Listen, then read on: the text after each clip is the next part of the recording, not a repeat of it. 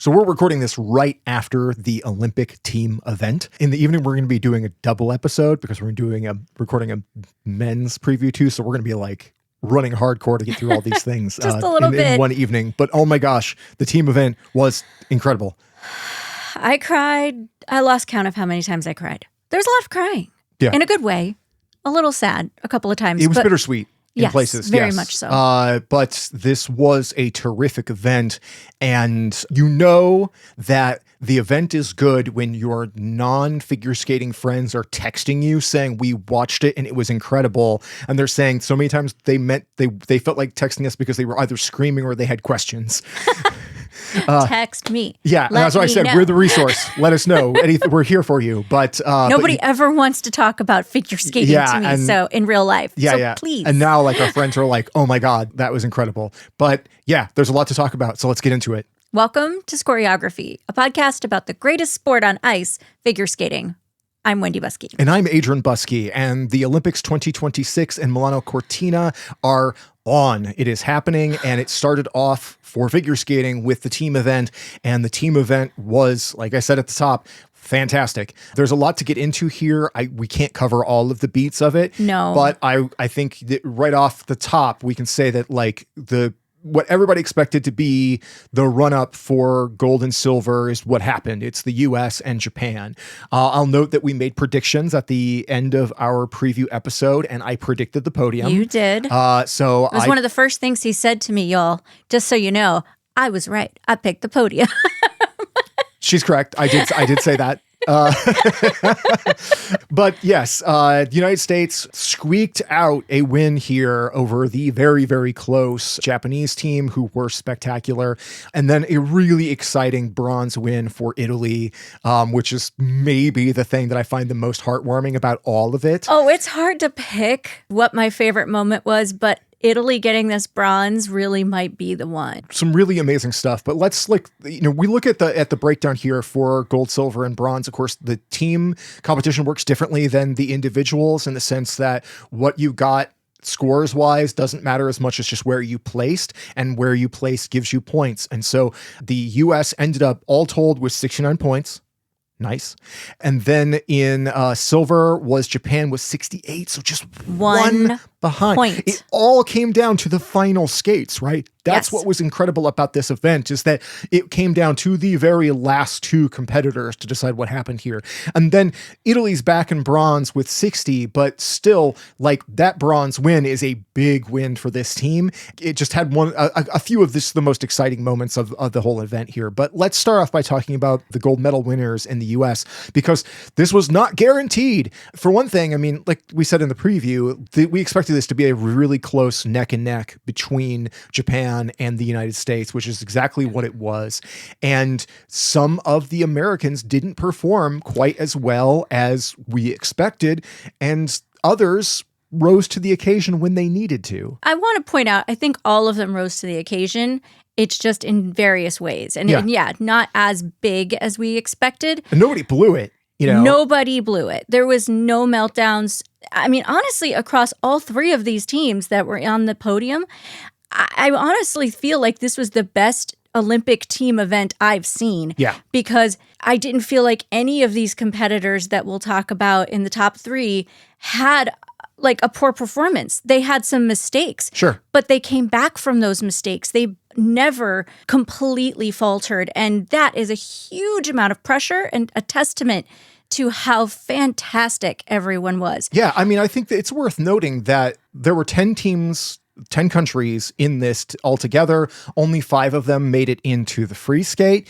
And even when you looked at some of the countries that pretty much had no shot and you really didn't have any expectation, they still had people who put out brilliant Olympic performances, even when there were very little expectations. I think about Vladimir Smoliev from Poland as one of those guys. A great job. He only got to skate in the short program, but the guy nailed it. And did Katerina Korakova. Yes, Katya also did a fantastic job. And so it was just looking at times like that where like Poland had no expectations for podium chances. They just got to be there with more Olympic performances, and they showed up. And that stuff was really, really great. But yeah, back to the US here. Where I want to start with the US is Kam O'Shea. I was going to say we have to start with Camo. because nobody would have expected that they were the clinchers. Yeah, essentially the deciding factors. They're not the ones that locked it at the end, because that happens with the men's competition. Yeah. But if Ellie Kam and Danny O'Shea had not shown up in the free skate and taken fourth, this would have flipped. Yes. And it was the deciding point. Yeah. One of the big talking points going into this was that both Japan and the US had 3 really strong disciplines and then a weaker discipline. Yes. And for the US, that weaker discipline was pairs, because, we are 2-time national champions weren't eligible to come here because of citizenship issues. Danny and Ellie are a great team, but Ellie has problems landing things sometimes. And so we just didn't know what to expect from them. And they were good in the short. But they were solid. They did their job. Yes, but we saw some of those more typical issues out of them, just a little bit. You know? She had one fall on the throw, which I think after what I'd been hearing about from practices and from the warm-up, I don't think anyone really had an expectation that it wasn't going to happen. Yeah. So they were perfect outside of that. So it was the best that they could do in their first time on Olympic ice. Yeah. That was incredible. But that free skate was the best I think they've ever skated, period, hands down, in any competition. And to do that at the Olympic Games was absolutely incredible. And I give mad props to Ellie Kam. My heart is with Ellie. But also just Danny O'Shea has been in the game for so long. Yes. And is he's always been just one of the best American pairs skaters, but he's just not had this opportunity before. And getting to come in here with Ellie and then to show up at just the right moment, to put out exactly what the team needed in that moment with a fantastic performance. Getting fourth doesn't sound like a lot, but when you recognize how the point system broke down here, that fourth placement is what enabled them, based on things that happened later, to hold on to that first place. And so I think that it's just a fantastic thing to note that this team had their moment, then they got to have their moment of getting their medals, and it was a beautiful thing. Also, if there's a real MVP here, it's Chock and Bates.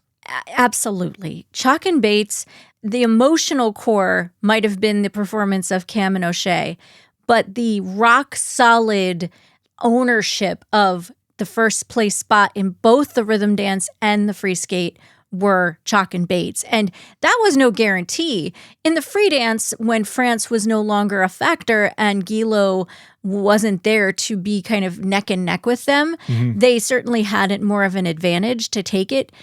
Granted, that didn't matter. They went hard in that free dance, and it was the best easily that I've ever skated that program. And you and I both have that moment watching the free dance of, oh, I get the concept now. I finally am there. This whole season, I love that music and I like the idea, but I've always been a little lukewarm on that free. Not anymore. All changes with this with this performance. Both of them back to back are spectacular. And the thing that I thought about watching Chock and Bates here was the real advantage that they will have over the French team when it gets into the individual competition is that the French team's Guillot's free skate is kind of one note. It's beautiful, it's spectacular, it's incredible skating, but it's kind of one note. And theirs is a whole cinematic experience. It is movements, it is changes of mood and tempo and everything. And so it's a very different overall kind of way to skate something, and to see them just absolutely rock it here. It was phenomenal. Yes. This was Chock and Bates living up to their reputation as being the best team in the world. Yes. And getting the best score for a free skate this season after that program. So, and also it was critical that they won that rhythm dance over Laurence Fournier-Boudre and Guillaume Cizeron. And even though France didn't make it in, they needed all 10 of those points going into day 2 and into the final. Because again, US only won by 1 point. Yeah. So them winning wasn't only a great moment for them in terms of building momentum going into the individual event, but that one extra point was critical. Yeah. Every contribution here was a big deal, but those 2 first place wins a big deal. Absolutely. If we go into the women's, Alyssa Liu performed fantastically in the short program, got second place. I think there was maybe a Q or something on a jump. Yeah, on her either a Q or under rotation. I cannot remember because it's already been too long. Yeah, and the judges were fairly strict on yes, at very this much event. so. They really have been calling, and I feel mostly fairly. There's a few places where I feel like there were under rotations that to my eyes were cues. That well, I felt even like, Tara Lipinski like called it out a couple of times, like that was a cue, and so was that one. Yeah. Like, yeah. so, I feel like there's a few places that they went pretty strict. And, we sort of expect Olympic scores to be like a little over the top sometimes. And I think definitely in the women's event, we got big numbers. Yeah. Whereas in the men's event, it felt like a lot of it was a little bit more conservative. Like they pulled back a little bit on them. Except with Yuma Kagiyama. Yeah. Well, yeah, we'll definitely get to that because, oh my Lord. But again, Alyssa did, and we talked about ahead of time that we expected them to go Alyssa in the short, Amber in the free. It's exactly what they did. Alyssa did exactly what we wanted from her, like to go out, and we weren't expecting a first place from her in this. We needed her essentially in a really strong second, which is what she did. Amber is the one who had a little bit of trouble, and in her free skate, the first two jumping passes had some issues, and it's really that's just it. There were just a couple of little issues, and the second one was a little bigger than little. Sure. But yeah. She lost a combo because she couldn't get the second jump off. She stepped out of her triple flip and couldn't get into the triple toe. Yeah, and kind of had to hang on to her triple axel and take it around one more rotation on the ice. But she did land it, and it was fully rotated, so Amber Glenn has already done a triple axel at the Olympics. Yes. So that's a good thing. It's not the beauty that she wanted, but I think it is worth contextualizing for Amber the weirdness of going into this event where she's skating her free skate first. Yes. Because she didn't take the ice during the short program. And that's got to be kind of weird. For her first time on Olympic ice, too. Yeah. It's like you could say the same for like a Matteo Rizzo that he only did the long program. But this is Matteo's third Olympic Games. Yeah. That's a little bit different. He has had this experience before. So her having some understandable nerves was understandable. Yeah. But she brought it together afterwards. She did. And the rest of her program was really, really strong. Yeah. But when she ended up getting her scores and it dropped her behind Georgia's Anastasia Gubanova. Who had a brilliant skate. She had a terrific skate, yeah. I was really excited for Goobs because her free was beautiful. But that put a lot of pressure on Ilia Malinin to come in the men's to try to lock it down because the lead was gone. They were tied going into the last event, which was the men's free skate. And Ilia had also had a few problems in his short program. There was nothing bad about it. They were just minor issues that held him under 100. Which for Ilia is insane. A shocking score. For anybody else, that's a great score. Yeah, but it had him in second. But it had him in second because Japan's Yuma Kagiyama had the best short program I may have ever seen. I'll put an asterisk on that, maybe tied with Nathan Chen's from the last Olympics because it was incredible. I can't decide. Anyway, that's for another day. Yuma's short program here was astounding. It was a program of legend type of thing. Yeah, and he very rightly won that short program. 100%. So as far as we understand it, there was sort of a question mark on whether or not Ilia would skate the free skate. Otherwise, you were going to get Torgashev in there. And you can't trust. There was no way. There was no way. You could not trust Torgashev with this moment. Just with the level of pressure. And I mean, he would have been going against Japan's Shun Sato, who did the free instead of Yuma. And they went with Shun Sato, rightly so, because Shun was incredible. He is the steadiest of the competitors. He is so solid. The only thing is that Shun has not yet broken 200 on a program. Yeah. And Ilia did just enough to just break 200. Yeah. And Shun got a 194 or something. Yeah. So it's that's still like just slightly over 200 is a low score for Ilia. But he watered down that content. He watered it down and he had a couple little issues. He actually had a fall. And that was a shock. Yeah. And not an awful one, but definitely one that still affected the scores. And I think he did get called on a cue or an under rotation in there as well. But, so Ilia is used to skating last in the free. So him coming into this in second, that was a different sort of moment for him, but also put a ton of pressure on Shun Sato. And Ilia, when he gets his score, he gets over that 200 and you can see he's smiling, but in that that is not enough. Yeah, there's a little bit of worry there. He laid out what he needed to do in order to get just enough past Japan. Yeah. But whenever he saw that score, the doubt crept in because you could see it on a few folks in the US squad had that this is great. And then they showed Evan Bates and I saw his face in that I'm mentally preparing just in case. Yeah. Because Shun rarely flakes out. Yeah. And he doesn't do a lot of menning. To shift over to the Japanese here, Yes. I think that what's kind of wild to look at for Shun Sato, and we're essentially kind of go backwards on this here, but starting with Shun in that final skate of the entire event, it all got on his shoulders, and he skated perfectly. I mean, He was absolutely divine. It was a phenomenal program. He showed feeling. He hyped the crowd at one point, which I only have seen him do one other time. I was so happy. And, his jump technique is extraordinary. It's so clean. It's the amazing. rotations are amazing. He's so secure on the ice. Like, everything about his performance was just by the numbers fantastic. Maybe the best quadlets I saw anybody do in this competition. Oh my gosh. And the thing is that he was getting massive GOE on his deserved jumps. it. Yeah. I mean, he got almost maximum GOE on that quadlets, as he should have, because it was immaculate. What did I yell at the TV? You're like, give him 5. Like, and they gave him like 4 and change. It was like really close. And so his jumps were getting big numbers. He left some points on the table with the spins. I think he lost a couple of levels in the spins and maybe the choreo. But he also just doesn't have the performance value. And I think that that's ultimately the difference. Like, I mean, you look at like Yuma Kagiyama in the short, and he is the complete package. Yeah. However, all season long, we've seen that his short program is pretty solid, and his free skate has some maybes in it. Even though it's so brilliant in terms of its content, it is not the solid as a rock that Shun Sato is.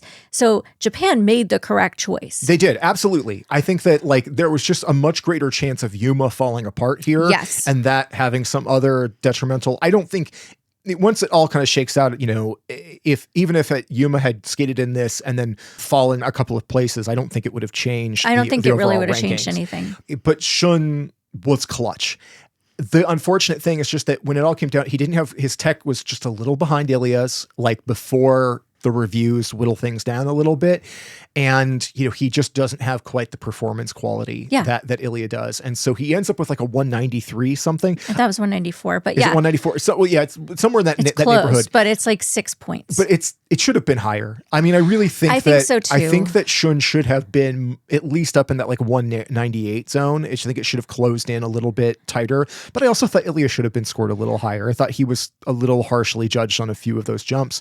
But I felt so bad for Shun because you could see that he felt like he'd let the team down. I know. And they all had the face. As soon as he got off the ice, I felt like they already knew. Yeah. Like most of the team already had the face of, we know that this is silver. Yeah. I mean, they were going against Ilia in the end, and it was a very big long shot. Ilia would have had to have more mistakes. Yeah. And I do feel like Shun, though, was heartbroken, and that was... Oh, it was just devastating to watch. Yeah, it was hard to see so the cutaways bad for to him kind of crying over in the kiss and cry, because that's just a lot of weight to put on one person's shoulders. But Ilia was in that same spot. And there's something like after the competition was over and, US is celebrating and everybody else is kind of doing their thing, I really think Ilia was trying to like leave their box and make his way over. He wanted to get to Shun. It's what it looked like. Like he kept trying to like meander. The camera, of course, kept following him. Yeah. And it just felt like every time he was trying to walk towards the Japanese box, and he just kept getting intercepted by different people. People kept mobbing him from other places. And even when he got over there, you could see him at one point like yelling out to Shun. He was trying to get to him. And I don't know that he ever did. But, in general, there was like the sportsmanship has been fantastic at all of this too. It was off the chart. And, it was so good. And getting to see the Americans and the Japanese teams, congratulate each other was a big deal too. But let's step back for a second because we keep talking about it and just go a little bit more on Yuma Kagiyama's short program for the I'll talk all day about that short program. I mean, so something that like you've been saying through this entire season, you have thought that it would be very, very possible to come to the Olympics and for Yuma to beat Ilia in the short. 100%. And that's what he did here. Yep. And you've been right this entire time. I've been right. Yeah. That when Yuma really nails this one, that it's such a spectacular program that even Ilia, unless he's like throwing the heaviest hitter stuff, maybe can't equal it. And Yuma here was essentially flawless. It was joy watching him. The jumps were perfection, the footwork sequence. Oh, and he did every little thing that he could to invite the audience onto the ice with him. By the time the performance was over, you just felt like he was your best friend. It was like there was so much wonderful emotion in it. He had my favorite kiss and cry moment of the entire event. The scream, the jump, the joy, him and Kaori just high-fiving each other and shaking. Huge score. It was like a 108 something. It was incredible. Yeah, massive score, incredible performance. All of his jumps were beautiful, but yeah, it is 108.67. Yeah, but it is like basically the last 45 seconds of the program, the footwork sequence, the final spins, everything. The little dance that he does. Yes, he just capitalizes on the joyfulness of that music and that arrangement and just invites the crowd to just be on the ice with him. And it is an Olympic moment. It is exactly what you would always want and always dream of. And yeah, he doesn't come away with a gold from this particular performance, but it really does set him up well for the men's individual. So we'll talk more about that in the men's preview, but I think that it's setting itself up to be extremely interesting. Yeah. But let's talk about Kaori Sakamoto, because all day, every day. If the U.S., have Madison Chock and Evan Bates that they depended on for their win here, Japan had that in Kaori Sakamoto, winning both the short and the free for the women in a very strong competition with a lot of really great performances. She was stunning. She was the class of the field, as good as like in the free Anastasia Gubanova was, and as fantastic as Alyssa Liu was in that short program.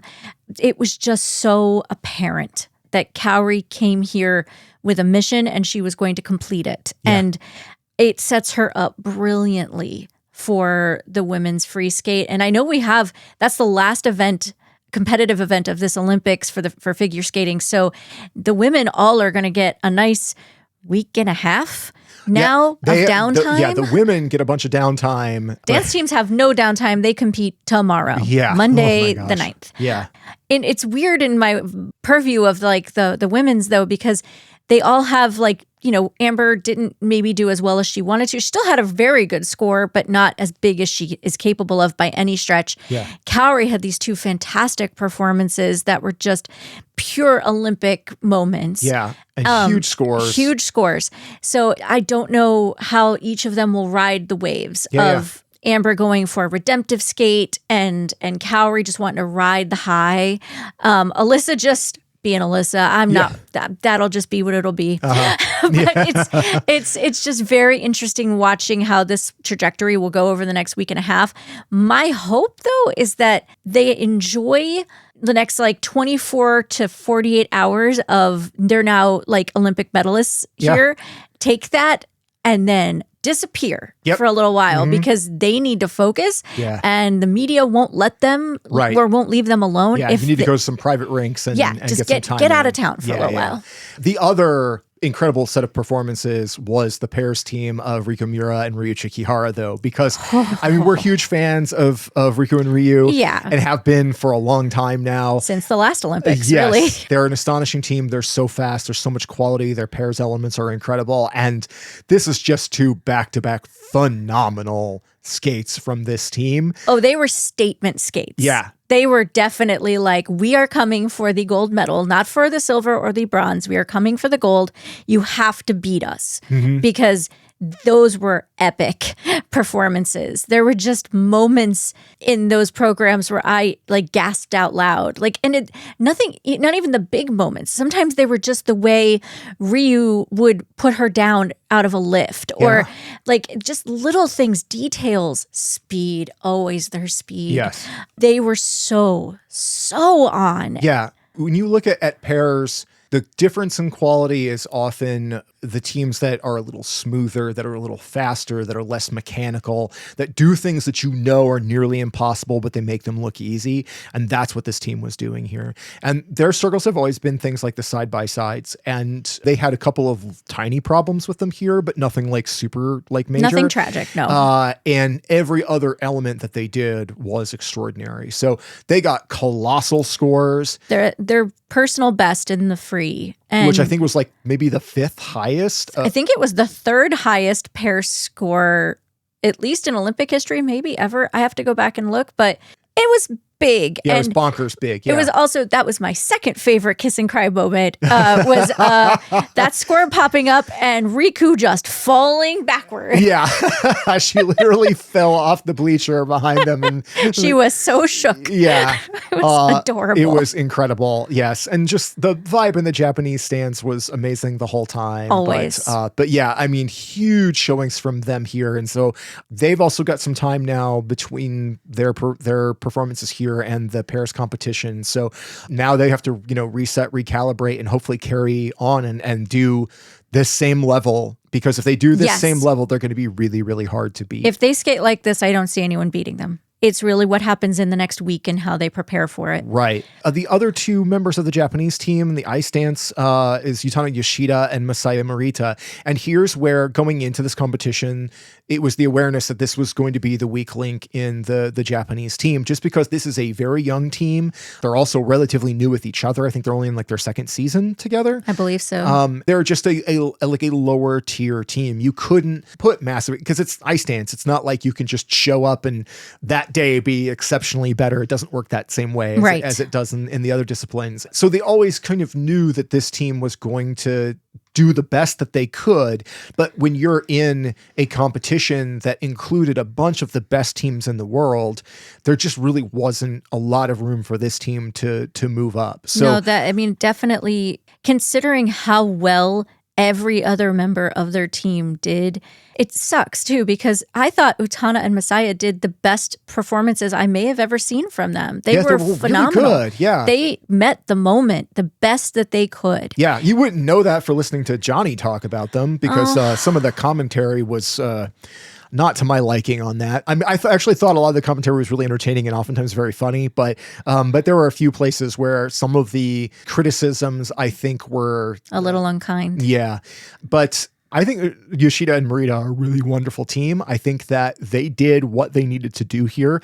I think that when you look at US versus Japan, like the weakest team in the American arsenal still showed up and got that just little higher bump at just the right time. And, Utana and Masaya, they did exactly what you could expect from them.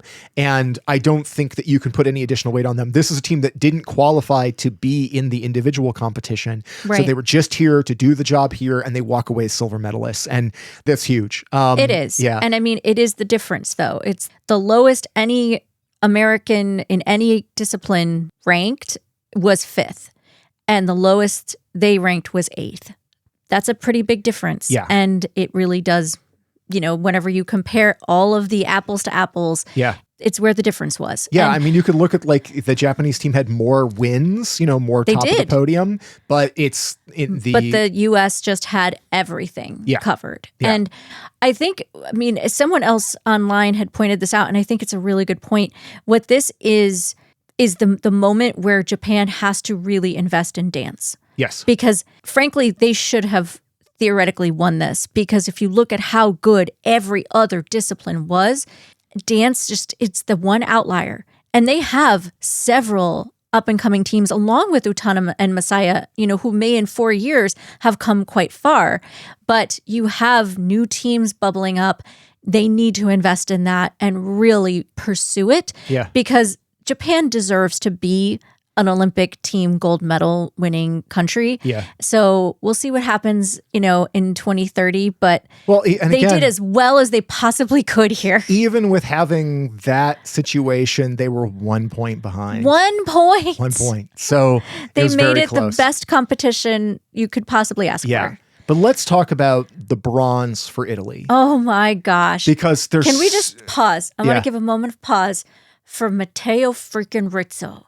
That man, so good. You want to talk about a guy who's had back-to-back moments. He just overperformed at the European Championships, shows up kind of out of nowhere with not expected to be the top Italian guy. And when we were coming into our preview for this, the thing that we said was we thought they should skate Daniel Grassel in the short program because that's where he's been stronger.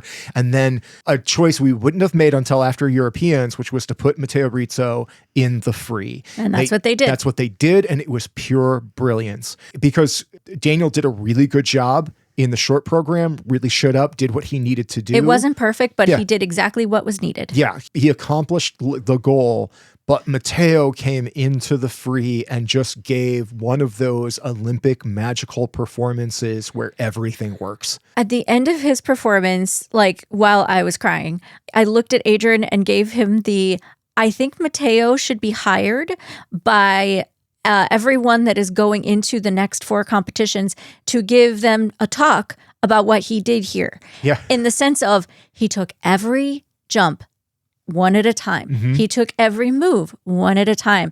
He showed patience and clarity, and he was so skating his own program. He was never I never felt the adrenaline. I never felt him trying to meet anyone else's expectations but his own. Mm-hmm.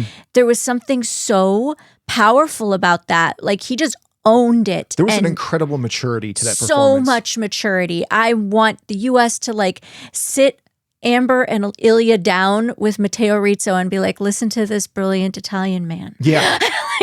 He will teach you.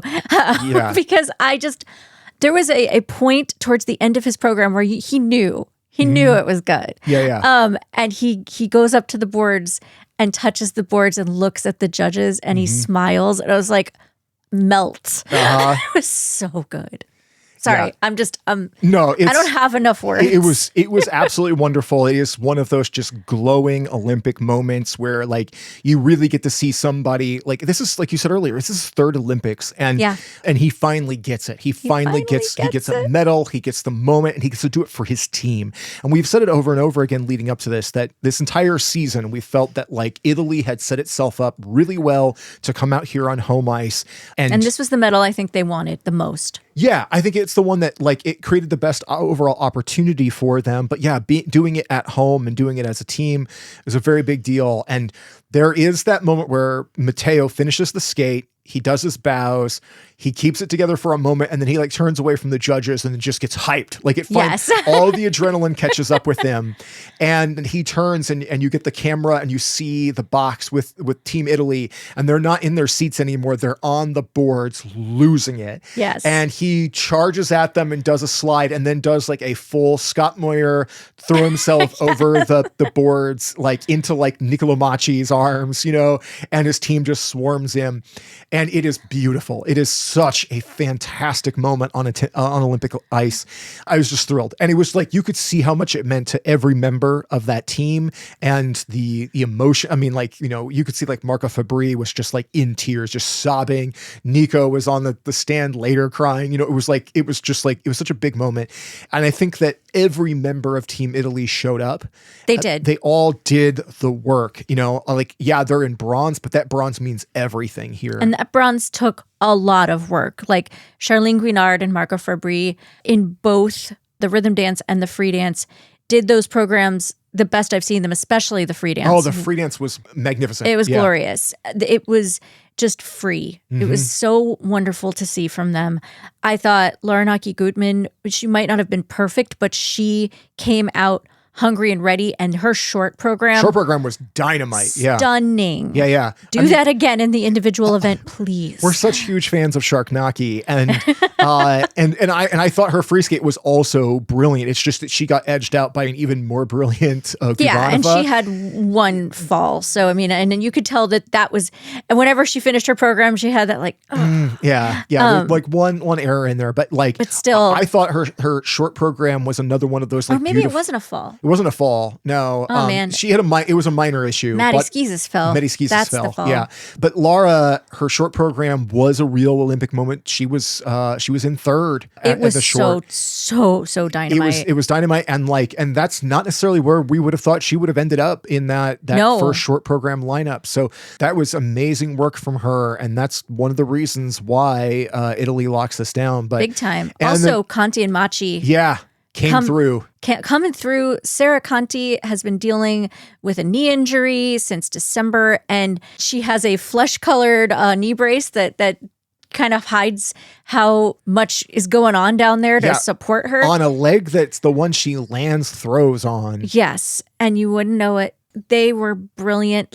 Had a few tiny errors in the free, but overall, they came there and they did their job and had such a moment at the end of their program. You could see the relief and the joy, and I'm so happy for them. And I am hyped for them going into the individual event. But I'm also happy they get a little break so that maybe Sarah can put some ice on that. Yeah, but incredible performance quality. I mean, just so like good. So much emotion. The emotion, the passion they put into, especially in the free. Nicolo always sells, but he can, he's more stoic. He's stoic because so many of the men, they have to like just really, really focus, lock in to keep things together while they let the woman be the show a lot of the time. And fortunately for him, his partner is Sarah Conti, and she's the show. I mean, like she was just beaming. And, I was just thinking about, here's somebody who has to be in a ton of pain. She's not feeling any pain right now, right? No, it's all adrenaline. Right. Like just the look on her face was exceptional. The end result is just an obvious, extremely important win. I'm so excited that we can now call Conti Macii. Well, yes, like yes, Amber Glenn and Danny O'Shea and Ellie Kam medalists. But looking at the bronze team, like Lara Naki Gutmann and Conti Macii and Matteo Rizzo and Guignard Fabbri. They're now all Olympic medalists. Olympic medalists. And like, I was just such a fan of all of these skaters. I'm just so thrilled for all of them here. And what a fantastic podium. A fantastic podium, a fantastic 3 days of skating. I really hope that all of the individual events are this good, because I saw Haley at fs.skating stand. She was talking about how this was the best pairs event of this, at least this season, if not the quadrennial. Yeah. And this pairs free skate was everything. Yeah, and there's still teams missing from it, right? Like there's still some top teams that weren't in this. So, but all 5 teams, like you had Leah Pereira and Trent Michaud, brought back their gladiator free skate and were phenomenal in it. Obviously, Ellie and Danny were great, and Sarah Conti, Nicolo Macii, but we haven't even talked about the Georgians, like Anastasia Metlakina and Luca Buralava. Yeah, we're second in both the short and the free. Yeah. And they put out terrific performances. Amazing. Other than them still scaring me a little bit on their lifts, there were definitely places where the footwork was kind of scary, but everything else was phenomenal. Their side-by-sides, their performance value, I mean, they were fantastic. They're hungry. Let's talk a little bit about the rest of the competition. I think we're going to kind of fly through and just kind of hit some highlights of different people, I think, because we can't really spend too much more time on that. We should also kind of talk about just the rest of the rankings. We talked about the top 3. So I believe, so fourth was Canada. Yes, fourth was Canada. Yeah. Largely due to a shockingly great performance from Steven Gogolev. Yes. Like, great job, Steven Gogolev. Yeah, he was terrific, particularly in the short program. Particularly in the short, where he was third. But amazing. Great in the short. Yeah. Maddie Skizis did her job. Yeah. She was I love that she came off after the short program and just hugged her coach and was just like, I love team events. Yeah. So good. It was so good. Well, and also the thing that I loved with Maddie Skizis is that before her short program, like there was a mess up with the music, like it was doubled or something. And so she had to get up, make an annoyed face, go tell the judges to restart the music. I love her annoyed face. Yes. And then I was like, this is perfect because it means she's starting off mad. Maddie Skizis, I call her Mad Dog Skizis, is always better when she's mad. Yes. And I kind of wish that there'd been something like that before the free. And she had a fall. She had one fall and the rest of it was great. Yeah. But she was so terrific in the short program. And so Canada really showed up very nicely here, especially when you consider they did not have Deanna Salato and Maxime Deschamps, because we still don't know. What we'll know probably in the next few days. Yeah, but they weren't here for this. Yeah. But also, interestingly, like the rhythm dance, Piper Gillis and Paul Poirier were there. They ended up fourth, but they did a brilliant job. And then they were subbed for Lajoie and Laga in the free dance, which I saw a few people being like, you're this close to getting a medal and you didn't put in Piper and Paul? That seemed very confusing to me. I didn't. But I think they had made that decision long ago. Yeah, apparently that like the weeks ago, they'd made the decision to kind of to share that with them. But yeah, in the moment, it'd be like, you're close enough that you would have wanted your top performer. And I mean, Lala performed very brilliantly. They were great. Yeah, but yeah, you would have expected Piper and Paul to have been in both of them there.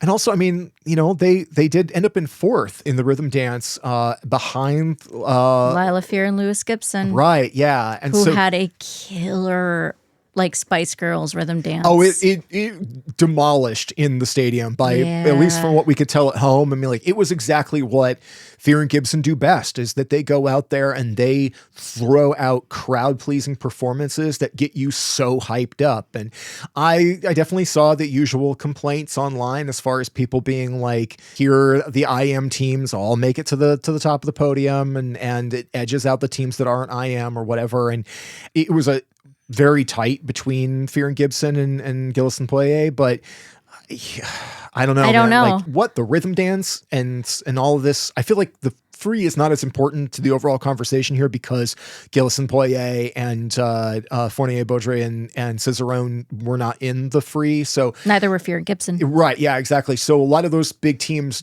weren't in the free here. So we don't have that data on them. But I think that what we saw in the rhythm dance is setting up that next level of the competition, which again starts tomorrow, which when people are hearing this, it's going to be the same day. It may be over. Yeah, who knows?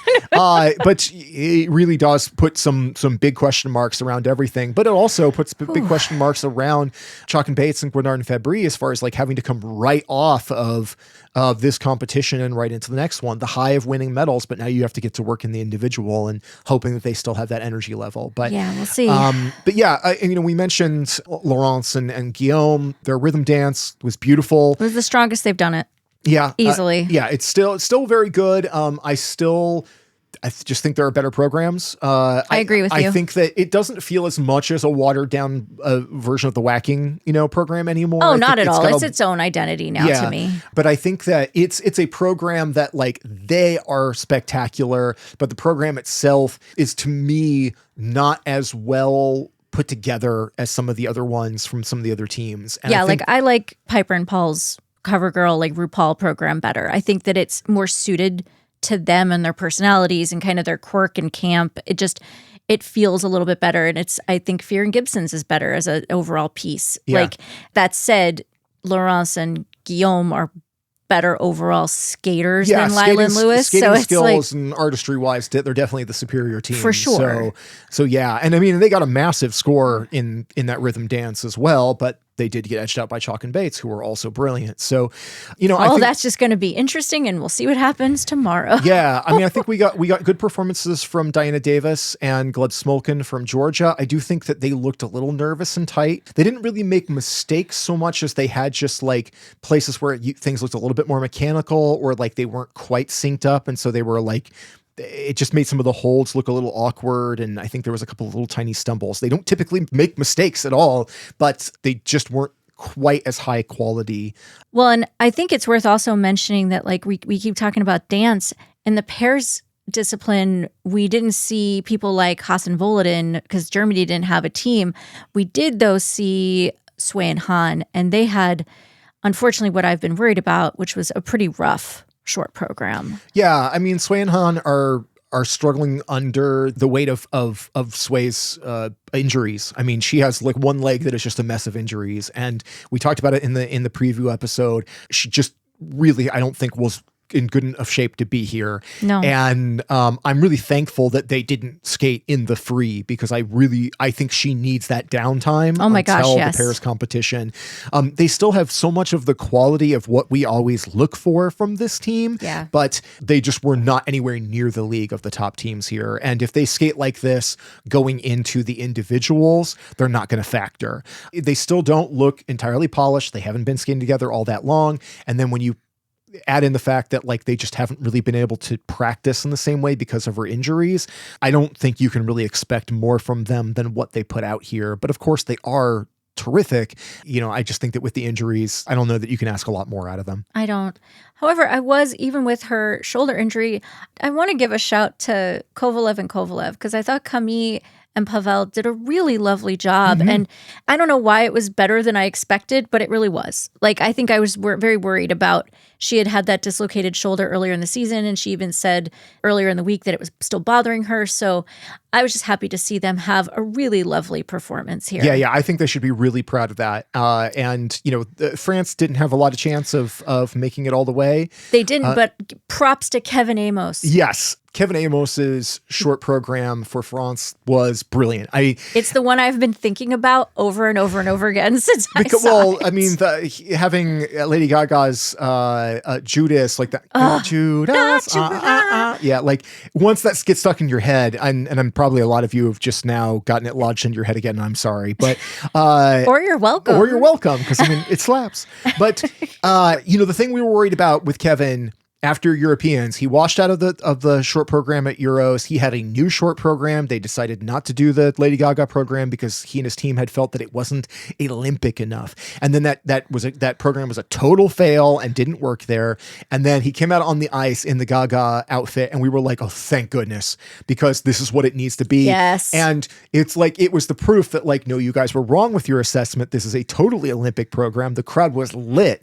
Like they were so into it. They were clapping along. It was a huge moment. And even though, they didn't make it into the free, Kevin got a great Olympic moment with that program, which I hope will give him a lot of confidence going into the individuals. Oh, I really, really hope so. And I can't wait to see it again. It was phenomenal. And he was fourth. And I'm still like, I know I already mentioned it, but Gogolev, what a heck of a short. Like that was so good. And I mean, Kevin came in ahead of Daniel Grassel and Nika Agatsi. We haven't really talked about Nika. I felt like one of my prediction going into this team event was that Georgia was going to sneak in for the bronze.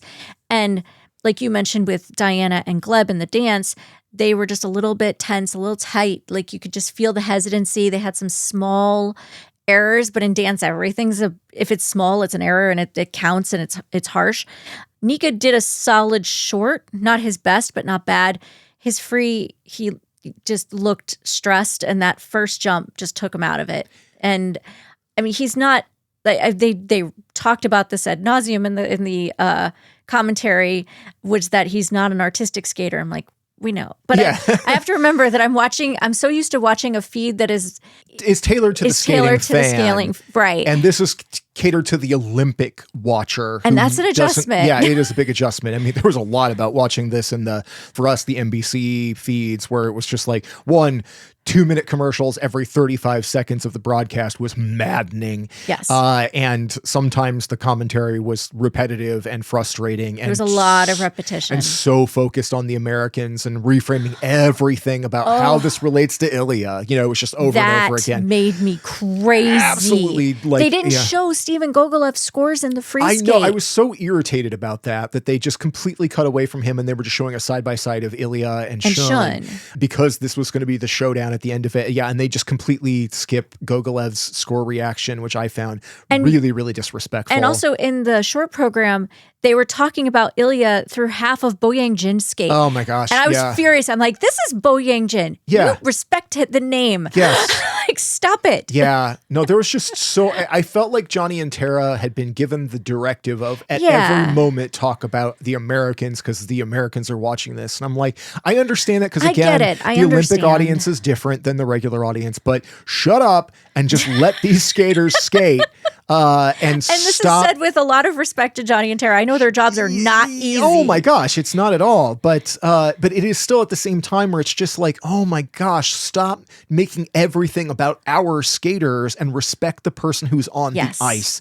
And that stuff is irritating. Anyway, again, we're all over the place, y'all. Sorry. Yeah, this is a much less structured episode than our normal kind. But like, again, props to Gogo because I think that he was absolutely fabulous. Props to Bo Yang. Bo Yang also performed really well. Junhwa Cha was like not as good as we were hoping for here. I think his performance value was phenomenal. Yeah. He just missed a jump. Yeah. So, but unfortunately, like that, and Korea never had. I mean, they didn't have a pairs team, so they had very, very little shot at even getting into the free. But I thought Jia Shin did a really lovely job, though. She was, yeah. I do want to I want to shout out Vladimir Sławomir Somalia from Poland again, just because, again, I just think about like what a terrific skate that was for him. It was really, really good. And I was thrilled for him. But yeah, if we get into the women's stuff here real quick, we've talked about a lot of it. But yeah, Jia Shin in the short program, great choice here. She delivered beautiful stuff, 68.80. I think she's capable of higher than that, but she is. But I do think that was solid overall.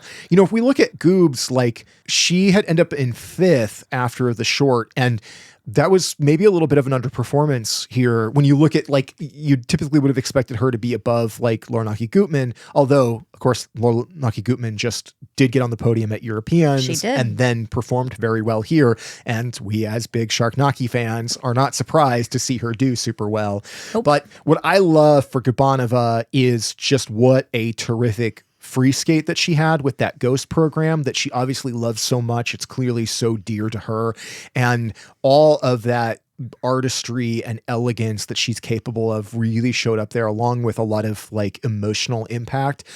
So I'm just thrilled for her. I mean, even though it didn't end up being like impactful as far as like the overall outcome, it was a really great moment for her, and I was thrilled. Before I want us to get to Gold in Our Heart because I think we need to. However, I want to give one last big shout, and that is to Kristen Spores. Yes. Big time. Kristen Spores from Great Britain. She's in 10th here in the short program, and you would think, oh, that's not very impressive. But when you learn that she cannot feel one of her legs from the knee down, she developed some sort of nerve problem or something. I don't know the details of it, but like several months back, apparently she just like woke up one day and she could not feel her leg from the knee down. It still functions. She can still use it. Obviously, she's on the ice, but she can't feel it, and she doesn't have full function out of her calf muscles. And she went out here on Olympic ice and skated like really well. The reason why she's down that low is because she can't do a full axel. She can only do a single axel because she has to jump off of that numb foot. Yeah. So she can't do a full rotation off of it. So she was just never going to get any credit for that jumping pass. Yeah. So she just lost a whole element. Otherwise, the program was great. Yes. And the grit. Yeah. I don't even have words. Just mad props to you. Wow. Yeah. Yeah, huge respect to Kristen Spores, because I can't even imagine what it's like to go out there and do that. And so the score doesn't matter. You're a champion. That's amazing. Absolutely. All right. We have to do Gold in Our Heart and wrap this up, which I can't believe that I've gone this whole episode and haven't started crying, because I cried so much. I mean, it was a roller coaster of emotions. I mean, it was. Maybe I'm just all cried out. I don't know. Maybe. Lots of tears. There's so many people I could pick in this, but I can go. Go ahead. Because I've been thinking about this. Okay. So you've ruminated. All right. I have ruminated. Gold in Your Heart for Wendy is? I mean, Matteo Rizzo. Okay. It has to be Matteo Rizzo, because I've already discussed all the reasons why. However, I also need to say she got a gold medal, but Ellie Kam. Oh, so good. So good. I'm so happy for you. Yeah, so it's Matteo Rizzo is gold in my heart. Ellie Kam is just golden. Yeah, that's beautiful. I may have also chosen Matteo, but since you have, I'm going to give mine to Shun Sato, because I was my other choice. He was brilliant, and I know that he's walking away with this from this feeling like he failed his team. That is not what happened. What happened was that he gave a phenomenal skate. He should have been scored a little better. I don't think that he should have necessarily beaten Ilia just based on the total package of what they were doing, but he was phenomenal, and he did exactly what he was supposed to do out here. And so I'm thrilled for Team Japan for doing as well as they did, and I really hope that the rest of the team can lift him up and let him feel the thrill of having been brilliant on Olympic ice, and that he can carry determination from that into the individual. I really, really hope that he can carry this, and maybe like a little extra fire, and like show us a little more feeling, just a little more. Because when he gave it to the crowd, the crowd gave it right back. They're going to. He's so brilliant. Just this much more in that individual event, and he's podium. So like, frankly, he could be podium with this. I don't know. I want Shun Sato on that podium, just be honest. So we'll see. It would be terrific. Yeah. Well, okay. So that is going to wrap up our team recap and reaction here. This is brilliant. This is what you want. This is what you want. You want that drama, not interpersonal, like bad drama, like stuff we've had before, but the drama of elite skaters skating beautifully so that it comes down to the wire. And so that whenever you're at the end of the competition, everyone can go out and get their medals and be part of with the audience and celebrate and have this very positive, wonderful moment with each other that is shared. And yes. it was beautiful. Yes. And just to see so many of our favorite skaters sharing that podium at the end, wonderful, wonderful stuff. It felt weirdly personal, and maybe that's the parasocial thing, but because we watched so much skating. But I don't know, there was something about it where it's like I just felt that extra level of like, I don't know that I've been so happy for a team event ever. And it's not that I haven't loved many, many others. It's just this group, all three of them was just filled with fabulous, fabulous people. So I'm thrilled. So we're going to wrap it up there because we're going to then take a bathroom break and then record our next episode. Get a snack. Yeah. And then we'll be doing a quick preview of the men's event. I am expecting that, like, for those of you who are watching this on YouTube, you're probably going to see a slightly lower production value on this because we just have to get these things out as fast as possible.